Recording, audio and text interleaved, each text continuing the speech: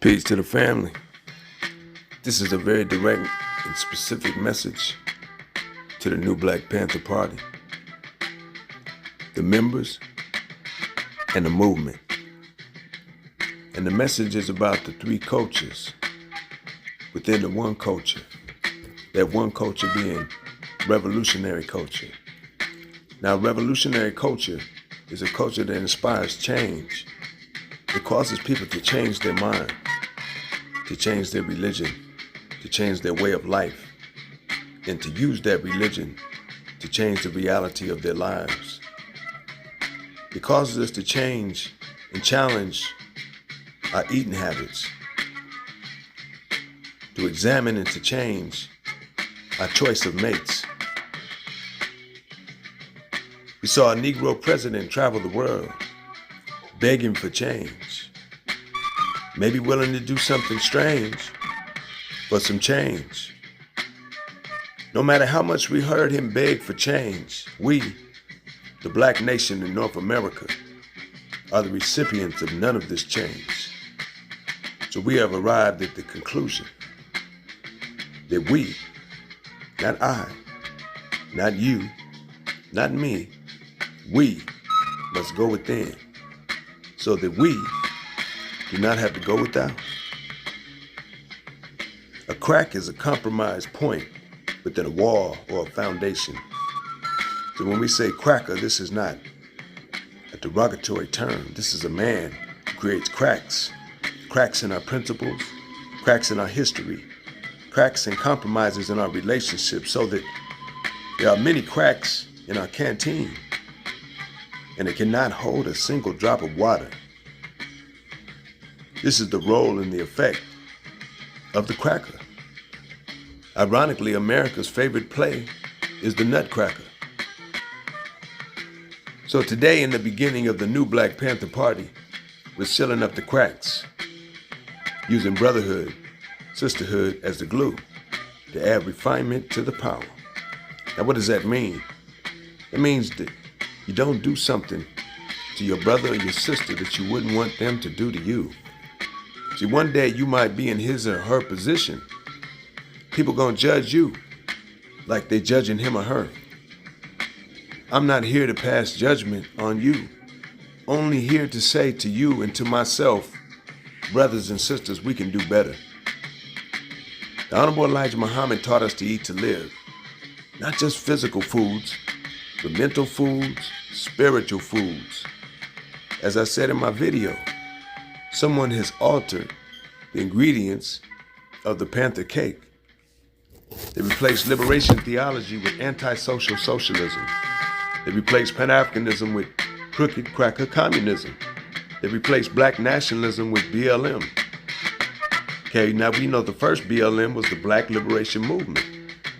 So today we have a white liberal remix of our black movement, the Hollywood psyop. So if this is the new ingredients within the food that you've taken in, and we want to see change in our thoughts, change in our mental intake, add on that which was subtracted.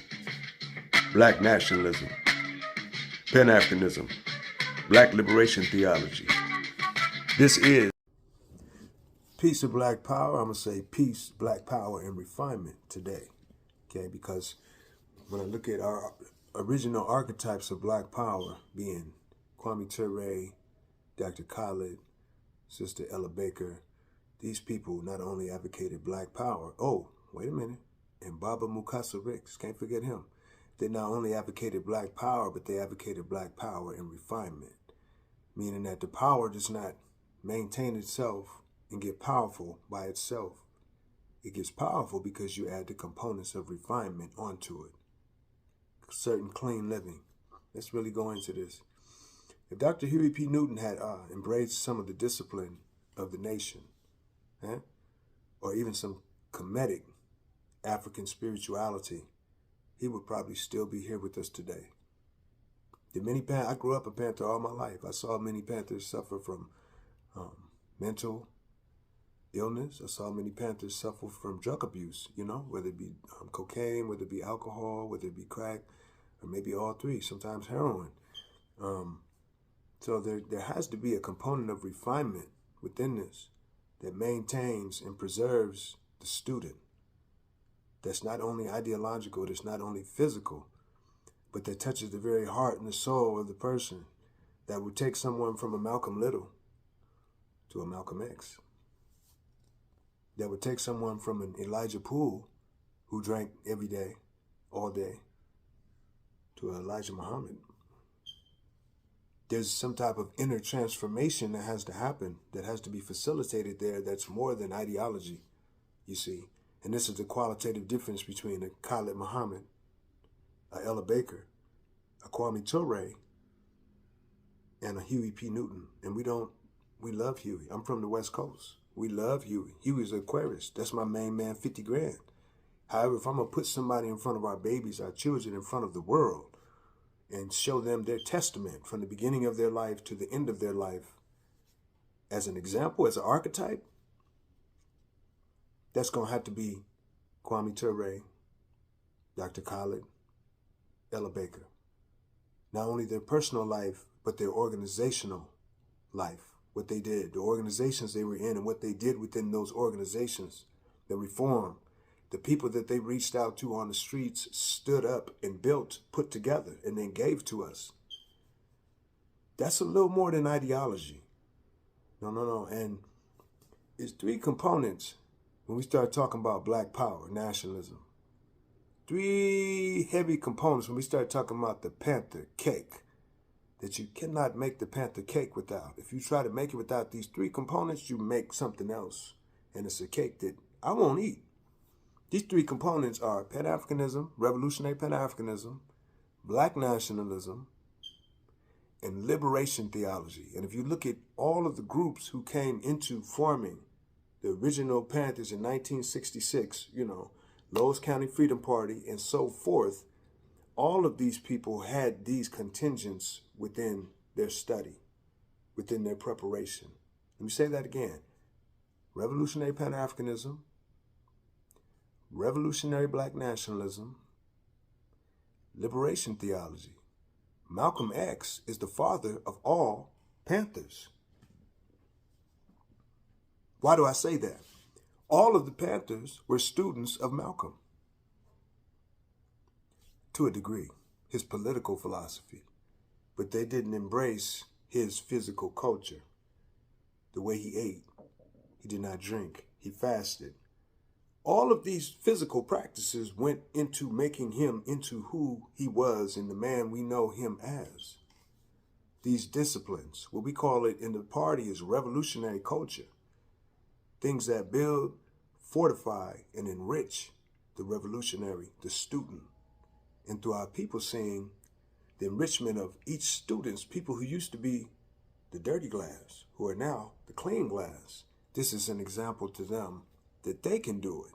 This is why so many brothers and sisters got out of the military after being brainwashed, out of the prison after being brainwashed, out of the killing fields of college, high school, middle school, and joined the party. Because they knew they were in the dirty glass and they wanted the clean glass.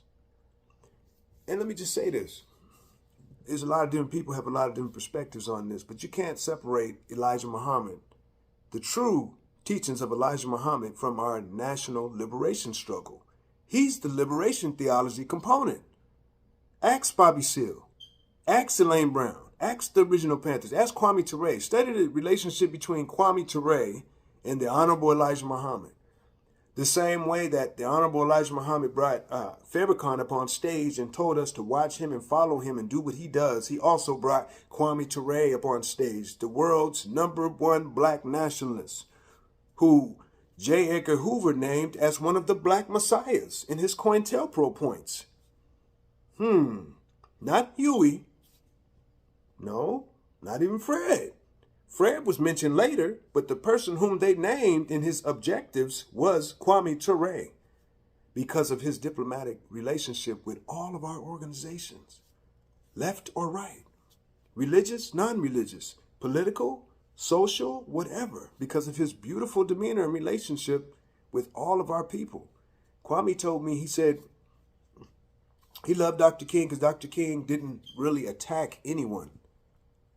So he kept an even platform to the point where he could form a coalition with almost anybody. We need to learn from that.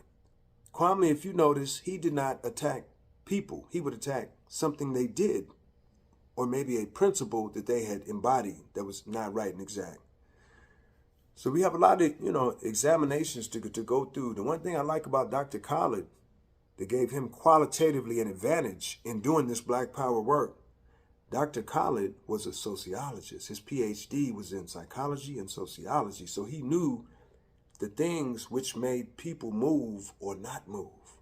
He knew how to inspire people, the concepts, the principles to inspire people. That's the foundation. Because then that's the air that gives people energy to be inspired. Okay? And you never expire.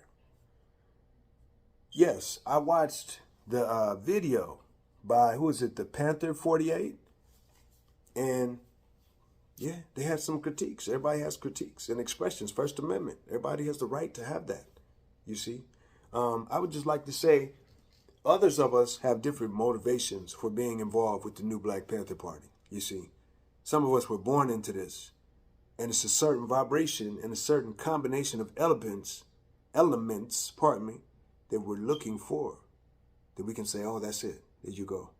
That's, this is the type of vibration or the type of energy, the type of leadership, and the type of archetypes that I can put my energy behind.